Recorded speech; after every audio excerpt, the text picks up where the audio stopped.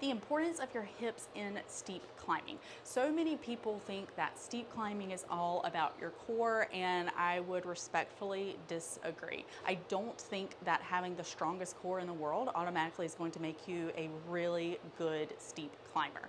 What I think makes a very, very good steep climber is body position.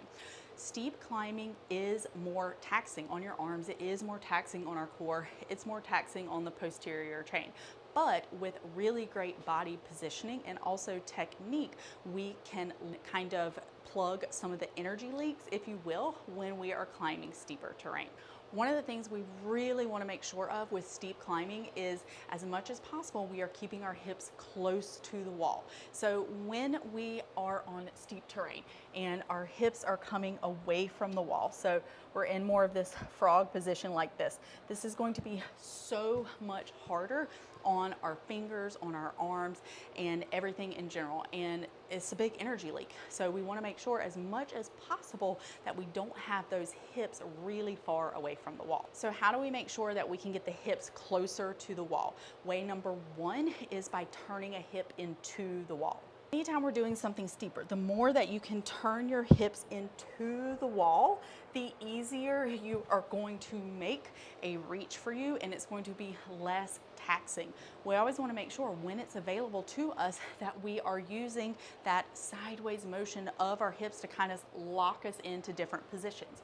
It's going to feel a lot different reaching for a hold with your feet straight out like this versus reaching with turning in a hip like this. The other thing we can do is make sure that we are using our adductors. I know that sounds kind of funny. You're like, what? Adductors? Yes, because when we use the adductors, it's going to allow us to create some more tension right here and keep the hips closer to the wall when we do have to be in more of this externally rotated position.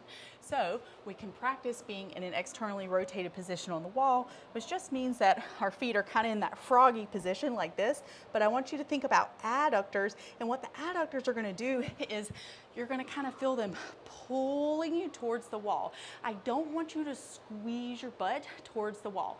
When you squeeze your butt towards the wall, it's actually going to make it feel a little bit harder because you're going to be kind of pushing away on your upper body. So if you squeeze your butt towards the wall, then you're going to be coming away more right here. Versus with those adductors, if you're really kind of pulling on the adductors, you're going to get the hips moving closer to the wall.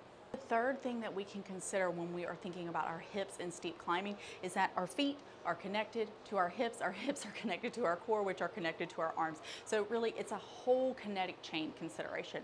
And I think when you feel really good about your technique, you've mastered kind of using some adductors to keep the hips closer, the next thing to consider is your ability to create tension from the toe to the hip. We want to remember that the less our feet cut, the more control we're going to have.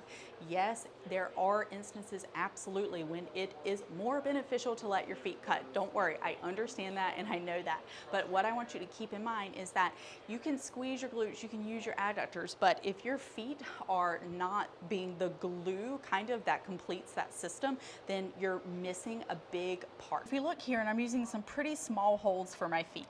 If I don't really think about my feet and then I'm trying to go for a hold, I'm gonna automatically kind of start to come away as I'm reaching for that hold. Versus if I do focus more on pressure in the feet as I'm going for that hold, it's gonna make a big difference. A lot of tension in that foot, a lot of tension in the other foot. I've got some adductors on.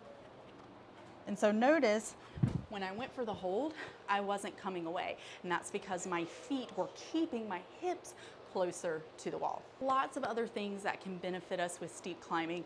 Number one is speed. So when we're doing steeper stuff, we want to get through that. We don't need to be hanging out for a long time unless you're at a really good rest. But remembering all of these things need to come together to make you feel really confident when you're climbing steeper terrain. Remember that postpartum steeper terrain is not about, oh, my core is weak.